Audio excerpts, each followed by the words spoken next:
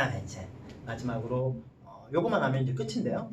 취득가액, 다양한 경우에 취득가액이 있죠. 우리는 이제 아까 말씀드린 것처럼 2021년 10월 1일부터 과세를 하고 취득가액은 맥스 9월 31일 종가 시가 또는 진짜 취득가액 중에 큰 걸 빼주겠다 억울하지 않게 이렇게 하고 있죠. 근데 이제 그거 말고 앞으로 진행되고 나면 이제 진짜 취득가액이 있잖아요. 이 취득가액을 어떻게 계산하고 발견도 해야죠. 발견. 과세관청이 과세를 어떻게 발견할 거냐. 특히 전자지갑 가는 경우에는 어떻게 할 거냐라는 거죠. 이제 이 국내 거래소 간의 지갑 이전, 예를 들면 우리 이제 갑이라는 사람이 빗썸의 전자기갑에 갔다가 이걸 다시 비트코인 전자지갑으로 갔다가 을한테 양도하거나 뭐 이런 형태잖아요. 이 국내 전자지갑 간의 이동은 취득가액을 어떻게 하느냐?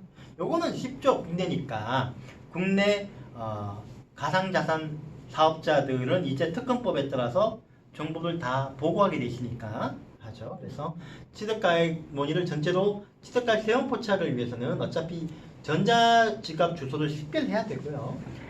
어쨌든 그 고세 자료는 아니고 과세 자료 공유를 국가 간에도 해야 돼. 해외 지갑이 연관된 경우에는 그렇게 해야 되는데 국내 거래소 간의 지갑 이전은 취득가액 확인이 용이하죠. 그래서 이용자는 1차적으로 회원가입 절차부터 쭉 해가지고 번호 신원 확인을 하고 실명 계좌를 이용하고 어쨌든 빗썸, 업비트, 코인원, 호빗 의 실명 확인 입출금 계정을 통해 가지고 거래가 되니까 이거는 빼도 박도 못하게 다 포착되죠. 포착됩니다. 기술적으로 보면 각 거래소는 회원가입 시 본인 인증을 통해서 이제 전자지갑 주소를 발급하고 전자지갑 주소마다 해당 거래소인 걸 확인할 수 있는 코드를 삽입하고 있기 때문에 어떤 거래소인지 특정이 되도록 조치할 수 있고요. 그래서 예를 들면 대검찰청은 보이스피싱 다단계 사기 유사 시신이 아니고 유사수신에 대한 범죄 수사를 위해 각 거래소에 각 전자지갑 식별 정보를 요구한 바 있습니다.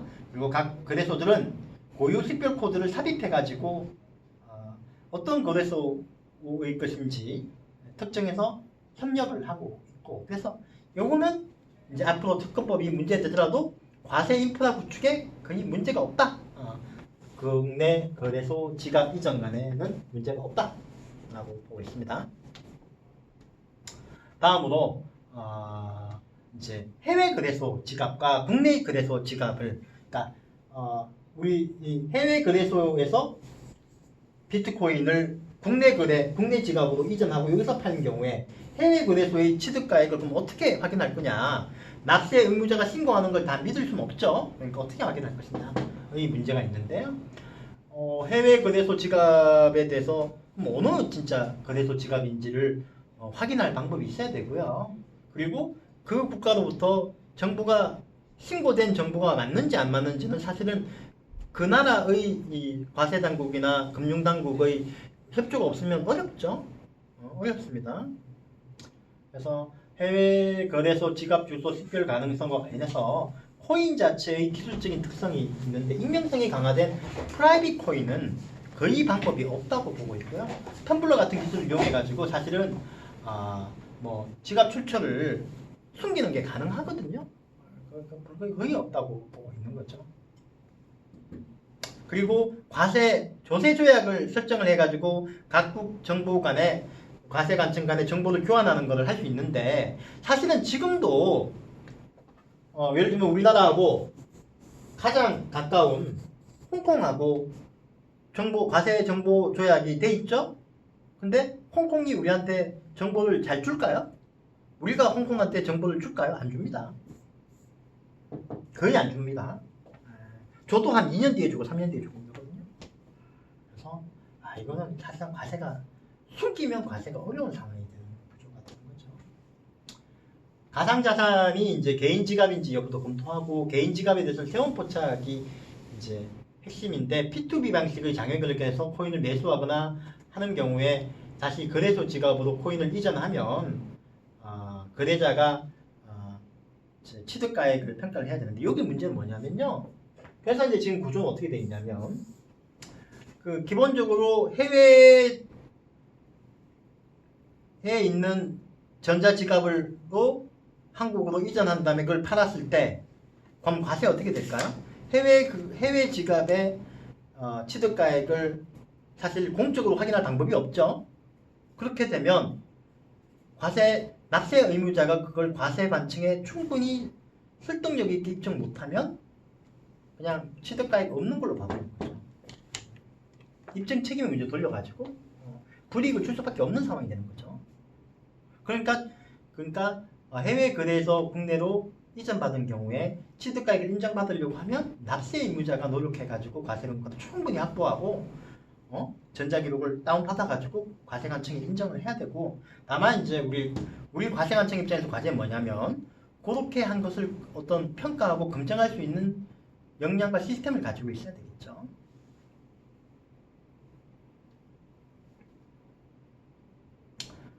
그래서 어쨌든 간에 이건 뭐냐면 과연 그런데 이제 과연 입증 책임을 전적으로 납세 의무자한테 지우는 게 나중에 법원이나 이런 데서 인정이 될까 하는 이슈는 분명히 있는데, 결론은 뭐냐면요.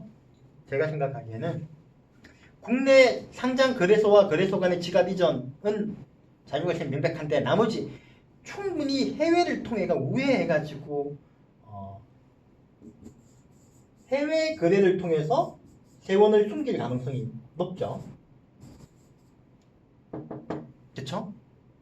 아마 앞으로 특검법이 진행이 되면 이 세금이라는 문제 차원에서는 뭐 이거는 그냥 어차피 전자정보도 가는 거니까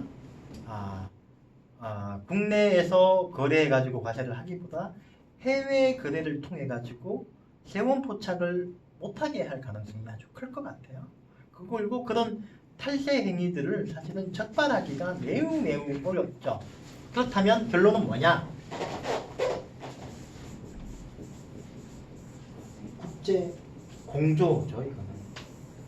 사실은 아시겠지만 우리 각국이 다른 나라하고 조세 협약 및 정보 교환 협정을 체결하더라도 서로 정보를 안 주는 게 뭐죠? 자국의 과세권 보호 및 국민 보호예요. 남한테 좋은 일 해줄 이유가 전혀 없으니까 정보를 안 주는 거거든요. 중범죄인이 아닌 이상은. 그런데 이 디지털 가상자산은 그게 아닌 거죠. 요거는 그냥 전 세계가 같이 공조 안 하면 세원이 날아가 버려요. 뭐 이건 얼마든지 해외를 통해서 거래할 수 있고 숨겨버릴 수 있잖아요. 굳이 왜 세금을 내겠습니까? 근데 지금 현재 있는 다른 오프라인 일반적인 경제에서처럼 각 국가가 서로의 조세 이기주의, 과세권 이기주의에 따라서 서로 과세 정보를 교류 안 하면 아예 어떤 국가도 과세할 수 없는 상황으로 가버리고, 그건 각 국가는 과세권만 잃어버리는 게 아닙니다. 뭐까지 잃어버릴까요? 뭐가 문제는? 이거 뭐 지하경제. 지하경제가 아주 커져버렸죠. 지금 선진국은 사실은 지하경제가 거의 불가능한 상태이거든요. 근데 이걸 통해서 지하경제 엄청나게 되는 거죠. 사실은 이 지하경제가 얼마나 심각한 문제냐면, 우리가 미국은 아주 IRS가 강력한 나라고 그렇잖아요. 그렇지만 미국 같은 경우에는 지하경제가 뭐가 있겠습니까? 첫 번째 마약이죠. 두 번째 뭐가 있죠? 인신매매. 중남미 인신매매 자금 다 불법이거든요. 그리고 그거는 또 중남미 멕시코 노동자들의 임금 소득으로 세탁이 돼요. 근데 그게 만약에 코인하고 연결이 되면 완전 마피아들한테 날개를 달겠죠, 그렇죠? 그럼 아마 뭐 인신매매, 마약 거래 이런 게 더 횡행하게 될 가능성이 크고, 우리 한국도 마찬가지고, 또 이렇게 지하 자금이 지금 많이 모여 있는 중국 이런 데도 그게 되고, 이건 정말 못합니다. 사실은 이게 우리가 알고 있는 세상보다 더 세상이 전 세계적으로 보면 험악하거든요. 지금도 사실 그 아프리카나 중동이나 동남아시아 어린이 인신매매, 여성 인신매매 아주 많고 노예 매매도 아주 많고 막 그게 이게 가상자산 비트코인이나 이더리움을 통해서 거래가 되고 있다는 거거든요.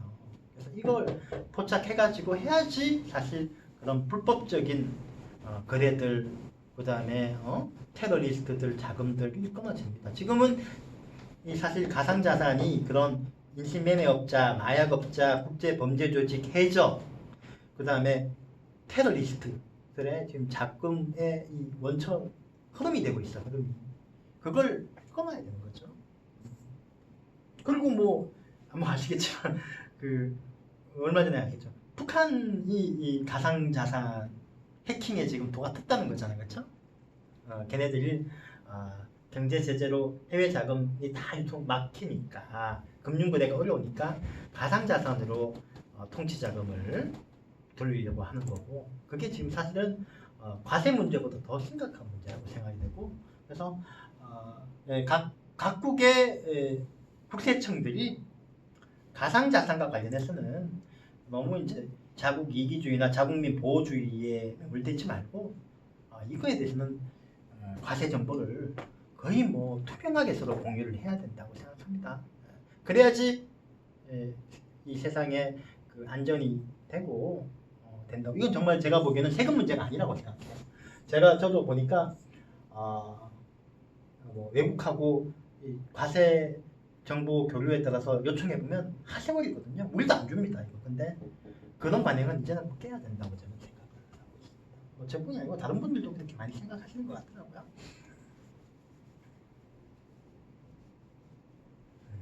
이 블록체인이 좋은 점도 있지만 나쁜 점은 지하 경제의 금융 유통 수단이 되고 그게 되면 아주 범죄가 더 활발하게 되고 그렇게 되는 게 가장 큰 위험이죠. 그래서 이렇게 얘기하고요. 이게 뭐 저희가 한 번 더 이렇게 좀 말씀을 드리면 블록체인 기술은 뭐 저도 그렇게 생각하고 저보다 더 전문가들도 그렇게 생각하는데 어떻게 보면 우리 인류에게는 하나의 큰 기회이자 또 하나는 큰 도전이라고 하죠. 하고 블록체인으로 이 가상화폐로 가장 타격을 입은 나라는 어딜까요?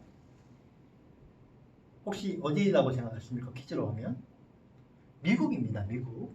미국은 블록체인이 발전하는 이 블록체인 가상화폐에 대해서 가장 심각하게 생각해요. 왜냐하면 본인들이 통화 발행권에 통한 세뉴리지로 가장 사실 패권을 누리고 있는 거거든요. 근데 그게 탈직권화되면 안 되는 거예요. 디파이라고 하시면 디파이. 디파이가 뭐냐면 탈직권화예요. 탈직권화. 탈직권화. 이게 바로 그 블록체인 과세가 탈직권화거든요. 탈중앙화, 자율화, 자치가 되는 건데 그래서 이게 이제 되는 것에 대해서는 사실 조세 뭐라고 하냐 주권 개념이 조금 희박해지는 측면은 어떻게 보면 새로운 과제죠. 그게 과연 우리 인류한테 좋을지 나쁠지는 저는 사실 모르겠어요. 그렇지만 어쨌든 간에 4차 산업혁명이 국가의 이 그립 우리 아시겠지만 역사적으로 보면 국가가 그렇게 강하지 않았죠. 언제 강해졌죠? 19세기 말부터 20세기 초가 되면서 민족국가 개념이 하면서 국가가 강해졌거든요. 그리고 그게 지금 사실 국가 권력은 20세기에 가장 강력했는데 4차 산업으로 인해서 그게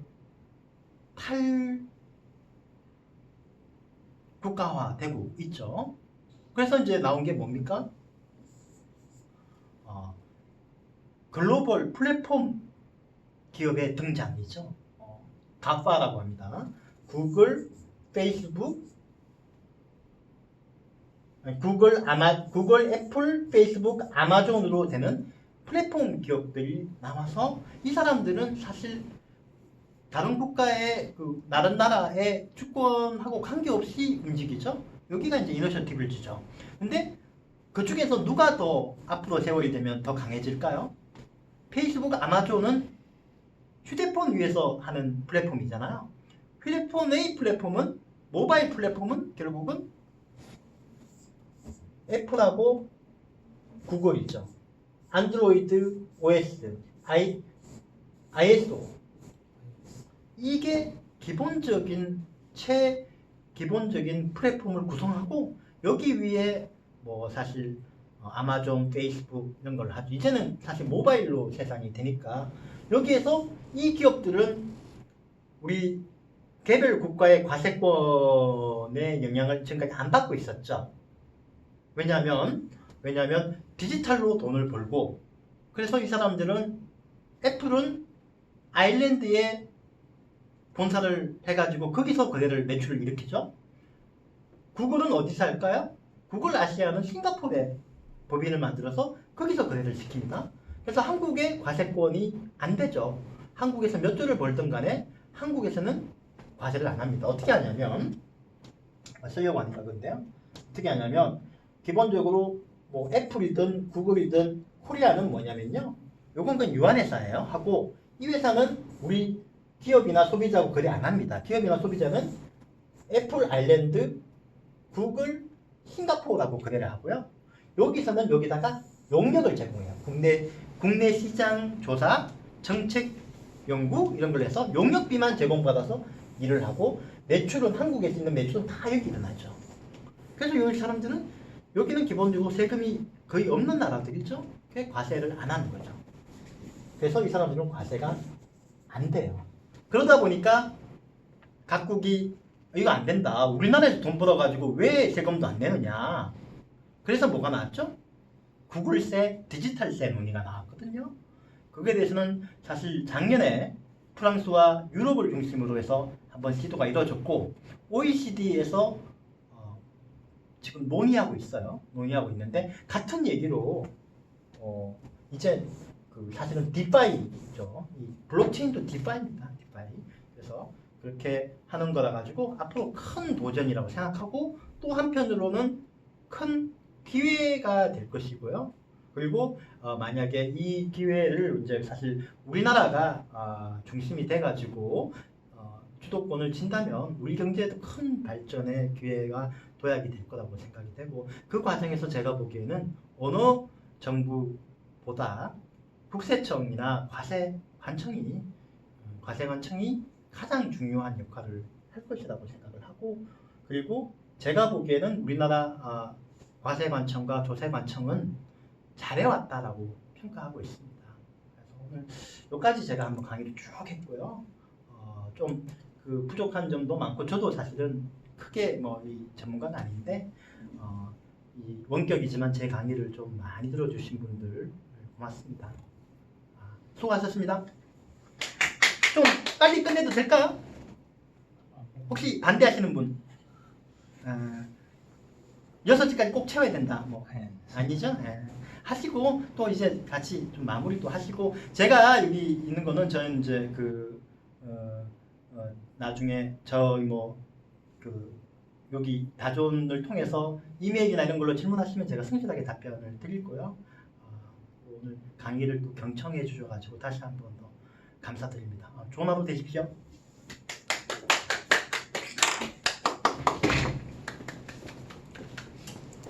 고생하셨습니다. 고생하셨습니다.